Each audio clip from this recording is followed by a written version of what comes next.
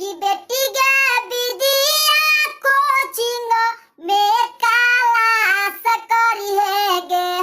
तो बेटी गे विदिया कोचिंग में क्लास करी है गे। तो बेटी गे पढ़ी लिखी के बीपीएससी पास करी है गे।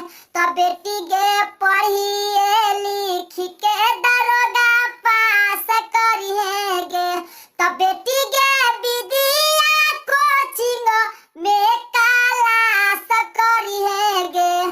तो बेटी गे विदिया कोचिंग में क्लास करी है गे। तो बेटी गे पढ़ी लिखी के दरोगा खूबे बनी है गे। तो बेटी गे पढ़ी लिखी के रेलवे के नौकरी करी है गे। कि राहुल सर के पढ़वल लइकन सब पास कर हाई गे बेटी। आ नौकरी सरकारी सब कोई पावा हाई गे बेटी।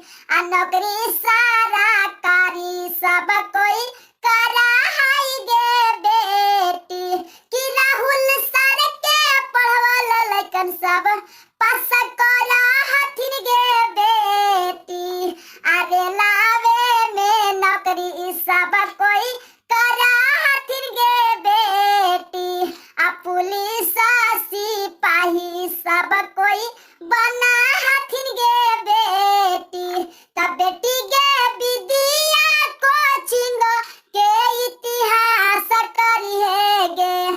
तब बेटी गे बाबूजी के अपना खूब नाम करी है गे।